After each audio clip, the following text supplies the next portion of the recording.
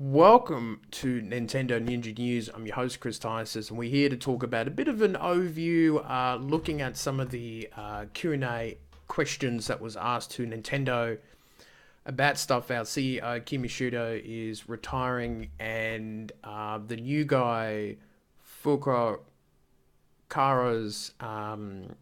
new CEO that's coming in. And some of the notes that we saw here, I'm just going to read them off here, is this new guy's priority is to accelerate the momentum of Switch and to expand the related business, which is okay. They're also trying to do that for mobile business. The company has turned a good profit, so that's the main thing.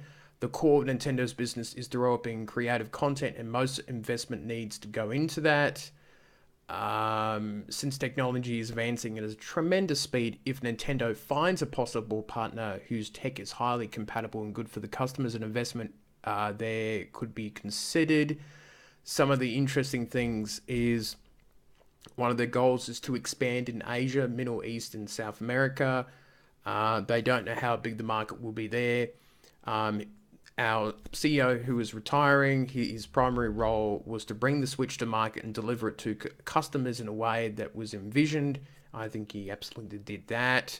His secondary role was to change the executive system in order to quickly execute projects that the members of management has been considering while creating mechanics that would allow the new generation to do well. That's good. He's also says that it's important to challenge the task to sell Switch to those who have never played on a Nintendo console before, or for those who haven't for quite a while. People who stopped after the Wii generation, for example. Plans for games that will interest even those who have not been playing games recently. That's not too bad. He doesn't think the goal of shipping 20 million units in a physical year is easy to achieve, but he does think the company has the means to make it, or probably the games to do it. To keep selling the Switch for a long time, Nintendo needs to continually launch new experiences that customers would like to enjoy forever. Sounds like Mario Kart for me.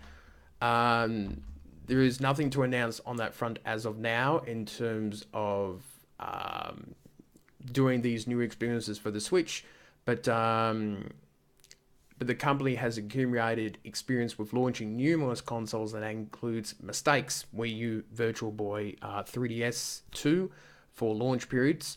He expects the demand for 3DS to continue for the next year, especially among parents, because it has a rich library, the price is easy to afford for parents, and the 3DS will keep on selling unless the Nintendo Switch can transition from one per household to one per person. But the price, I personally think the price is too high for that sort of thing. The demand for Nintendo games is China is growing as Chinese customers are seeking similar experiences to all other gamers who enjoy Nintendo games. Nintendo can't do that business in China by itself. They will be looking at partnerships and things like that. The Switch Online service will be positioned as one of the mechanics to encourage a deeper gameplay experience of having more fun with the Switch. Still preparing the service and will bring some costs in the first half of the physical year, but it should not be a large amount. So it's going to be a slow launch, they feel. It's going to take time to convince people. That might be what they're thinking.